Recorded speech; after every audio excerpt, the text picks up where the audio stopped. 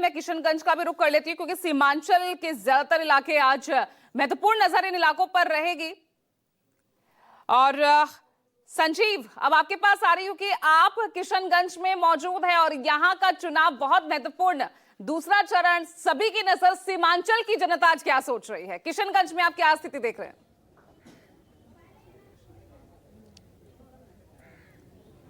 देखिए, मैं इस वक्त हूं किशनगंज के बज़्म उर्दू लाइब्रेरी चूरी पट्टी यह इलाका है, शहर का इलाका है। और कितनी ज़्यादा उत्साह यहाँ पर दिखाई पड़ती है वो अपने कैमरामैन साथी संजय यादव से कहूँगा कि वो तस्वीरें दिखाएं। जैसे देखिए, 1 2 3 लाइनें तो मैं स्पष्ट देख पा रहा हूँ। सुरक्षा बहुत ही मुस्तैद और चुस्त हो गई है कल की घटना। और ये भी आपको हम बताते चले कि ये बॉर्डर का इलाका है। यहाँ बगल में एक ठाकुरगंज कॉन्स्टिट्यूंसी पड़ता है और वो भारत और नेपाल सीमा पर बसा हुआ है।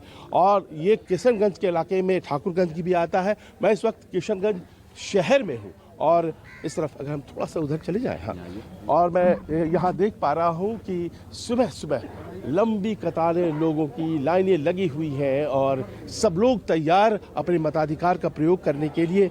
66 सीटें आप जानती हैं पूजा इस बार है, जो कि एनडीए को अपनी डिफेंड करनी है 66, और महागठबंधन के पास इसमें 49 सीटें हैं। यानी कि ज़्यादा बड़ा स्टेक जो है वो एनडीए का है। और वो क्यों है, तो उसके पीछे एक वजह ये पूरा क्षेत्र जो सीमांचल का है वो भी है। सीमांचल से पिछली दफ़ा ओवैसी फैक्टर की वजह से एनडीए को करीब 9 सीटें आई थी।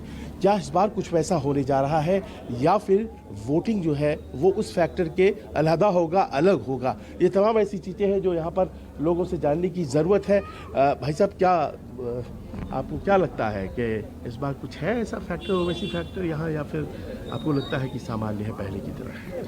मतलब मुझे तो नहीं लगता ऐसा कोई फैक्टर है। मैं एक्चुअली यहाँ रहता भी नहीं हूँ, घर आया हूँ स्पेशली वोट देने के लिए। अरे वाह, ये तो बहुत अच्छी बात है। कहाँ से आए हैं? मुंबई में। अच्छा, आप मुंबई रहते हैं, तो वोट देने के लिए आए वहाँ से? हाँ, और मेरी फैमिली यहीं है बेस्ड। अरे वाह, अरे वाह, बहुत अच्छी बात है। मेरा तो जो कोर इश्यूज होता है डेवलपमेंट के, यहाँ का डेवलपमेंट सुधरे, एजुकेशन इम्प्रूव हो। मैं बचपन से बाहर ही पढ़ा हूँ क्योंकि एजुकेशनल इंफ्रास्ट्रक्चर भी कुछ है नहीं और एम्प्लॉयमेंट के लिए भी कुछ है नहीं, क्योंकि जॉब के लिए बाहर रहना पड़ता है। बचपन से ही माइग्रेंट्स हैं हम लोग, तो वो सब कोर इश्यूज है ओवैसी और ये सब का तो मुझे उतना पता नहीं। बड़ी बात है, बाहर से आकर के वोट कर रहे हैं। यहाँ पर जो लोग हैं उनके लिए इश्यूज क्या है? सबसे बड़ी बेरोजगारी यहाँ है, यहाँ कंस्ट्रक्शन की कमी भी है, और भी बहुत कुछ है, जैसे हॉस्पिटल भी यहाँ पे बहुत सुविधा नहीं है सरकारी, थोड़ा सा तो है। बाकी हम तो चाहते हैं कि यहाँ पे सरकार इस बार चेंज हो।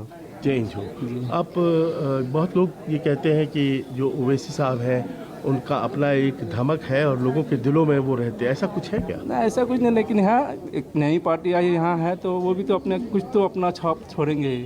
बाकी देखिए असर उनका दिखता है कहीं थोड़ा बहुत तो दिखता है इलाकों में। तो ये मामला है, ये मिजाज है यहाँ पर किशनगंज में पूजा। और देखिए, दिन जैसे जैसे चढ़ेगा हमें और ज़्यादा पता पड़ेगा, क्योंकि अगर एक तरफा वोट यहाँ होता है तो बहुत स्पष्ट है कि यहाँ पर महागठबंधन को बहुत आसानी होगी जीतने में। संजीव के साथ जो है कई जो लोग भी मुझे नजर आ रहे हैं, क्योंकि मुकाबला भी यहाँ पर त्रिकोणीय है। यहाँ पर क्या हावी होता दिख रहा है, मुद्दा, चेहरे, क्या दिख रहा है संजीव?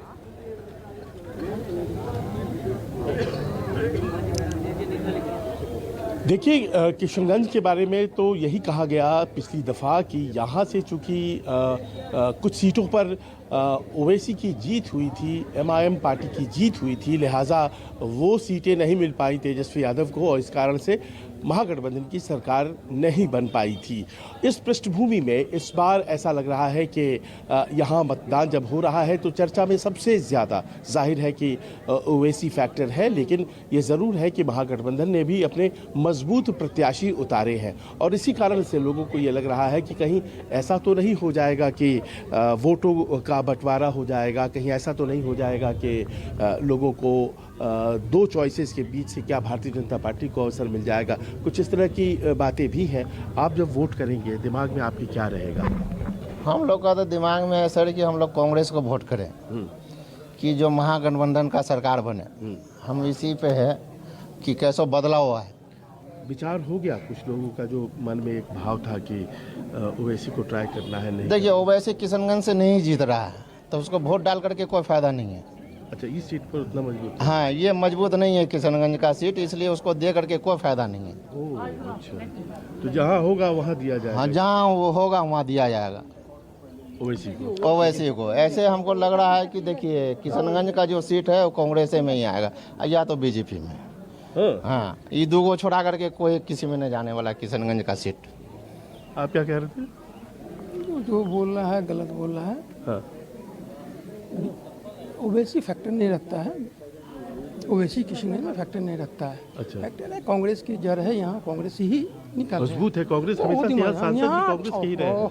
ओवैसी यहाँ फैक्टर नहीं रखता, ओवैसी क्या हुआ है, ओवैसी जिस क्षेत्र में फैक्टर रखता है वहाँ से जीत सकती है। वो अलग वो क्षेत्र क्षेत्र है, वो किशनगंज है। अपनी किशनगंज की है, ओवैसी का कोई कौन नहीं। कौन से ऐसे क्षेत्र आप देखते हैं जहाँ? जैसे कुचादामन में है, कुचादामन वो में। ओवैसी शायद जीत सकती हाँ, है। टक्कर है, बेहतर है, लेकिन वहाँ भी आरजेडी जीत सकती है, टक्कर दे रही है। दे रही है। हाँ, अब जैसे आप बहादुरगंज चले जाइए, हाँ।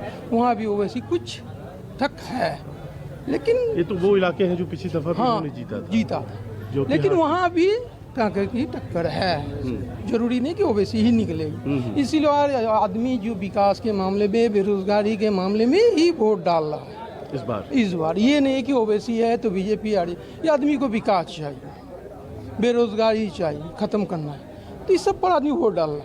आपके दिमाग में क्या मुद्दे हैं? हमारे ज़माने में वही विकास मुद्दे हैं। हाँ, जी, आपको लगता है कि चेहरा इम्पोर्टेंट नहीं है, चार इम्पोर्टेंट इशू इम्पोर्टेंट है? ऐसे सर आप क्या कहेंगे?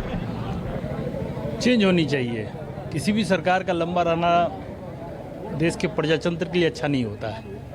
20 साल की सरकार रही, स्टार्टिंग का 10 साल नीतीश कुमार जी का बहुत बेहतरीन था, बाकी के 10 साल वो लगते जैसे वो हाईएस्ट हो गए। इसलिए परिवर्तन जरूरी है, और जो रफ्तार स्टार्टिंग में था, इंफ्रास्ट्रक्चर हो, हेल्थ हो, हर सेक्टर में जबरदस्त क्षेत्र में था। भी दिखा था शुरुआती 10 साल बिल्कुल हुआ था। ये सदर अस्पताल जो बना है, ये हमारे नीतीश जी के टाइम पे ही बना है। का। अच्छा, उससे पहले छोटा सा हॉस्पिटल था, मगर वो रफ्तार अब कम है। करप्शन बहुत हाई लेवल पे है, इसलिए ये तब्दीली ज़रूरी है। किसी को बहुत लंबे वक्त तक आप सरकार में रख देते हैं तो डेमोक्रेसी से डिक्टेटरशिप की तरफ आ जाता है, माइंड सेट वो चेंज हो जाता है। इसलिए ये ज़रूरी होता है कि प्रजातंत्र में सरकार की बदलनी ज़रूरी होती है। इसी बीच आपको हम ज़रा क्राउड का भी एक नज़ारा दिखाते हैं। देखिए कैसे धीरे धीरे हम जब आपसे बात कर रहे हैं तो बढ़ती ही चली जा रही है ये लाइन, बहुत घनघोर। देखिए उस तरफ वहाँ भी देख पा रहा हूँ कि महिलाएं यहाँ बहुत हो गई हैं। अब एक बड़ी तादाद में हालांकि महिलाएं धीरे धीरे आनी शुरू हुई हैं, और हम मान करके चल सकते हैं कि किशनगंज में जो वोटिंग परसेंटेज होता है वो अपने आप में बहुत तगड़ा होता है, नहीं? जी, बहुत जी। लोग निकलते हैं वोट देने के जी लिए। जी हाँ, और वोट देगा तो तभी ना जीतेगा, तभी विकास होगा क्या। हाँ, ये बात सही है कि अगर आप किसी को अपना भी दे। कार्य करेंगे, अपना फर्ज जी, निभाएंगे। कांग्रेस को दे, बीजेपी को दे, या पंजाब इसको दें, पतंग को दें, कोई भी जीतेगा तो विकास होना चाहिए। अच्छा, वोट लेकिन देना है। वोट देना जरूरी है हर व्यक्ति के लिए। आपको लगता है कि ये टक्कर में यही तीनों है, ये दोनों हैं, या पतंग का भी फैक्टर है?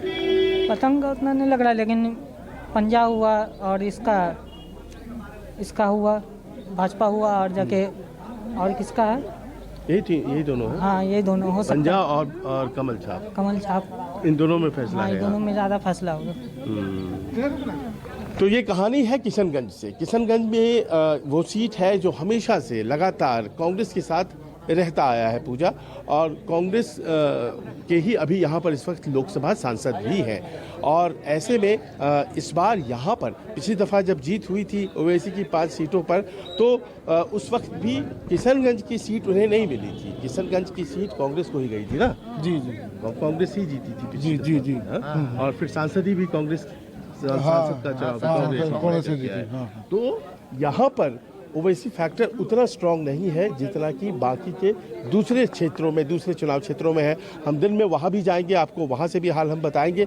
लेकिन फिलहाल विकास की एक बात है जो बार बार यहाँ के लोगों के द्वारा कही जा रही है, और हम आपको बताएं कि ये पिछड़ा इलाका, अगर उस श्रेणी भी आप बनाएंगे तो उसमें भी ये सबसे आखिरी पायदान पर आएगा किशनगंज।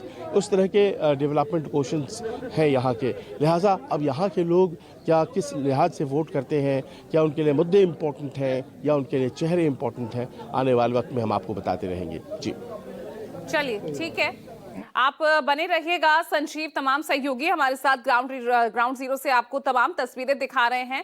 और इस बीच अब आपको हम दिखाने जा रहे हैं दांव पर आज किन दिग्गजों की साख लगी हुई है, किन दिग्गजों की जो आज किस्मत है ईवीएम में कैद हो जाएगी। आप देख सकते हैं